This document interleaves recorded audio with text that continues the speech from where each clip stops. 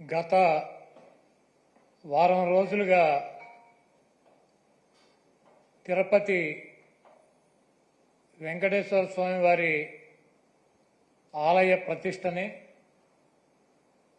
స్వామివారి ప్రతిష్టని, ఈ రాష్ట్ర ప్రతిష్టని మంట కలపటానికి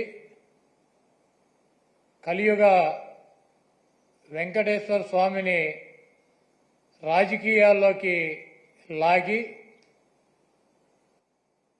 చంద్రబాబు రాజకీయ లబ్ధి పొందాలన్నటువంటి ప్రయత్నం ఆ దేవుడు క్షమించడు. చంద్రబాబు నాయుడు ముఖ్యమంత్రి అయిన తర్వాత 4వ తారీఖు జగన్మోహన్ రెడ్డి గారు జూన్ 4న ఆయన రాజీనామా చేశాడు ఈ రాష్ట్రానికి ముఖ్యమంత్రిగా. జూలై 17వ తారీఖు వరకు అనేక ఆహార తినుబండారాలు, ఆహారాన్ని సరఫరా చేసేటువంటి టెండర్లో తీసుకున్నటువంటి కాంట్రాక్టర్లో నెయ్యి సప్లై చేశారు, ఆహార పదార్థాలు సప్లై చేశారు.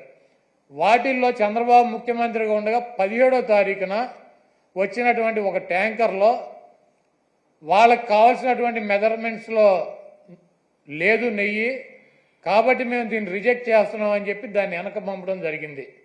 ఆ నెయ్యిని వాడల గతంలో కూడా రిజెక్ట్ చేసి 18 సార్లు పంపించే ఎటువంటి నెయ్యిలు వస్తాయి. ఎప్పుడూ కూడా క్వాలిటీ లేనటువంటి నెయ్యి కానీ నూనె కానీ ఎటువంటి ఆహార పదార్థాలు తిరుమల తిరుపతి దేవస్థానంలో వాడినటువంటి పరిస్థితి లేదు. 17వ తారీఖున జూలై 17వ తారీఖున ఏం ఫస్ట్ టైం కాదు రిజెక్ట్ అవటం, కొన్ని వందల సార్లు రిజెక్ట్ అయినాయి అదే తిరుమల తిరుపతి దేవస్థానంలో. దానిని చంద్రబాబు నాయుడు రాజకీయ లబ్ధి కోసం జంతువుల కొవ్వు కలిసింది, ఆ కొవ్వుతో లడ్డూలు తయారు చేశారు, వాటిని ప్రసాదాలుగా భక్తులకు ఇచ్చారు. ఈ దేశంలో ఉన్నటువంటి వెంకటేశ్వర స్వామి భక్తులు తిరుపతి వెళ్ళినాళ్ళు లేకపోతే ఎవరైనా నాబోటాళ్ళు వెళ్ళి లడ్డు తీసుకొచ్చి 10 మందికి పంచి పెడతారు. వీళ్ళంతా కూడా అపవిత్రమైనటువంటి ప్రసాదాన్ని తీసుకున్నారు.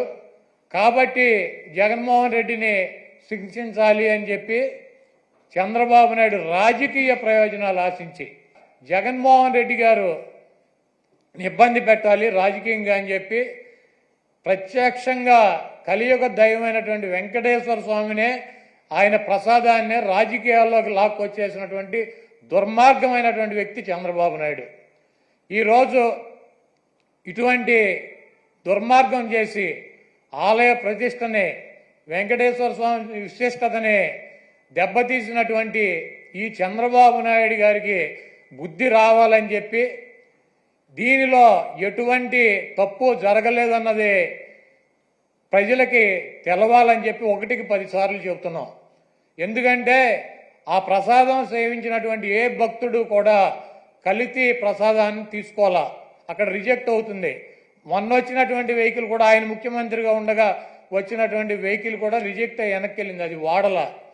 అటువంటి పొరపాటు తిరుమల తిరుపతి దేవస్థానంలో జరగడానికి అవకాశం ఉంటుందో అక్కడ ఉన్నటువంటి బోర్డు కానీ, అక్కడ ఉన్నటువంటి ల్యాబులు కానీ, అక్కడ ఉన్నటువంటి ఉద్యోగులు కానీ ప్రతి వస్తువుని టెస్ట్ చేసే లోపలికి అనుమతి ఇచ్చేటువంటి పరిస్థితి ఉంటుంది.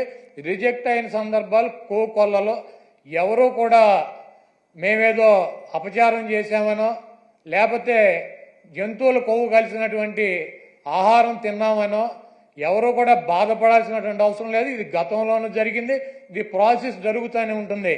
రాష్ట్ర ప్రజలు, ప్రత్యేకంగా గుడివాడ ప్రజలందరూ ఎంతో ఆనందంగా ఉంటే ఒక పనికిమాలిన ఫేస్ చూడాల్సిన అవసరం లేకుండా ఈ పకోడీల బండి ఇంకా చూడాల్సిన అవసరం లేదు మనకి అని చెప్పి దరిద్రం వదిలిపోయింది అనుకుని హ్యాపీగా ఉంటే మళ్ళీ అవకాశం దొరికిందని చెప్పేసి గబగబా వచ్చేసి మళ్ళీ ఏదో పిచ్చి మాటలు మాట్లాడుతూ ఉన్నాడు. అత్యంత పవిత్రంగా భావించే మన తిరుపతి లడ్డు, తిరుపతి కోసం మనం ఆల్రెడీ మద్రాసులో కొంత పార్ట్ కూడా వదిలేసుకున్నాం. ఆంధ్రులకి అత్యంత ప్రీతిపాత్రమైన దైవం, అలాగే అందరికీ ఇష్టమైన దైవం. అలాంటి దైవాన్ని ప్రసాదంలో కల్తీ జరిగింది అనేది ప్రతి ఒక్కరికి తెలిసిందే. ఎన్నో రోజులుండి అంటే అన్ని రోజులు కూడా ఉండి చాలా అద్భుతంగా ఉండేది తిరుపతి లడ్డు.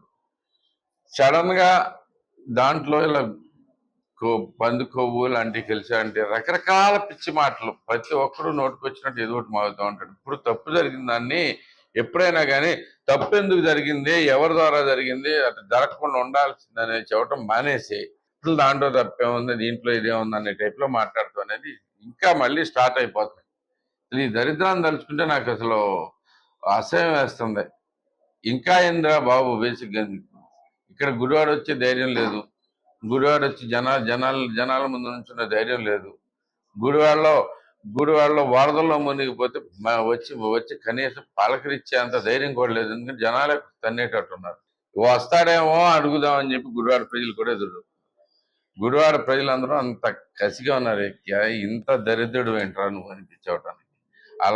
అట్లాంటి మనిషి వచ్చి ఈ రోజు వచ్చి మళ్ళీ ఇక్కడికి రాకుండా, గుడివాడ రాకుండా గబగబా అక్కడక్కడ తిరిగేసి ఎవరికైనా సేఫ్గా ఉండే ప్లేసులు చూసుకుని దాంట్లో ఎవరు అడిగే ప్రశ్నలు ఎదురు ప్రశ్నలు అడిగే అవకాశం లేని ప్లేసులు ఉంటాయి కదా, అట్లా కూర్చుని ప్రెస్ మీటింగ్ పెట్టేసి వెళ్ళిపోతారా? అసలు బుద్ధి ఉందా నీకు? మంచిగా జనాలు బాధలో ఉన్నారు, చేతి నిండా ఈ కట్టుకుంటే భక్తులు ఎవరు? దీంతో అలాగే గడ్డాలు పెంచి విభూతులు పెట్టుకుంటే భక్తులు అనుకో. ప్రతి మనిషిని ప్రతి వారి ఆ భావజాలాన్ని, వాళ్ళ భావాలని, వాళ్ళ కష్టాలని, వాళ్ళ బాధల్ని అర్థం చేసుకుంటాం అనేది మినిమం అవసరం. ఒక భక్తుడికి ఉండాల్సిన లక్షణాలు ఏమాత్రం లేవు. ఇంతకు ముందే అంత చెత్త మాటలు మాట్లాడాడో ఒకసారి మీరు అందరూ గుర్తుపెట్టుకోండి. అసలు ఆ మాత్రం సిగ్గు అనేది, శరం అనేది పూర్తిగా పోయి పిచ్చిగా మాట్లాడతాం అనేది మళ్ళీ మొదలెడితే ఈసారి అయితే గనక ప్రజలే కొడతారు. నీకు చెబుతున్నా, గుడివాడలో కనపడితే జనాలు ఎవరు ఊరుకునే పరిస్థితిలో లేరు. నేను అంత కసిగా ఉన్నారు. అసలే కానీ దీంట్లో ఇది మొన్న కనపట్లేదని ఈ రోజు నువ్వు చేసిన వ్యాఖ్యలకి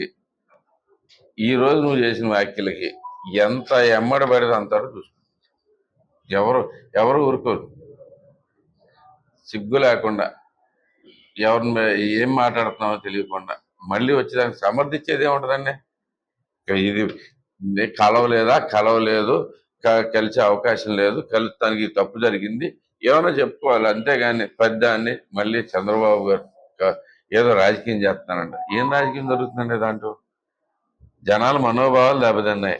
ప్రజలు చంద్రబాబు గారు ఒక్కళ్ళు చెప్పినంత మాత్రాన నిజం లేకుండా సెంట్రల్ గవర్నమెంట్ నుంచి ప్రతి ఒక్కళ్ళు ఇన్వాల్వ్ అయిపోతారా? అన్ని టెస్టులు చేపిస్తారా?